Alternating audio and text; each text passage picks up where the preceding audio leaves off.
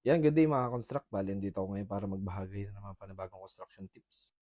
Ayan, bali may nadaanan ako na bagong latag na asfalto.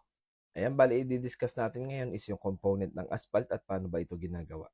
Kapag meron ng existing road, ay maglalagay muna tayo ng emulsified asphalt o mas kilala sa tawag na bituminous stock coat.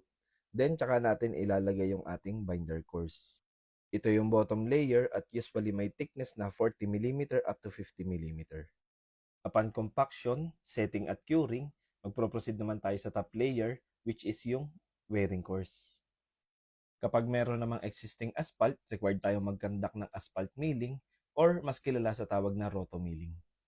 Gumagamit tayo ng milling machine para matanggal yung existing top layer ng asphalt. For every layer na ating ilalatag is kailangan mag-undergo ng 3 phase ng compaction hanggang sa ma-attain yung required density ng asphalt.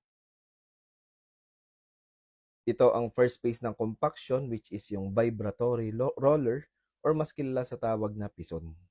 Second phase naman is yung intermediate rolling at gumagamit tayo dito ng pneumatic tire roller.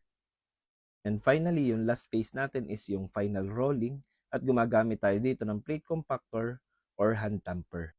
Usually kasi ito yung mga nasa gilid na at hindi naabot ng ating mga compaction equipment. So yun lang po muna ang share natin ngayon. This is Engineer Barlan sharing another construction tips. Thank you mga construct.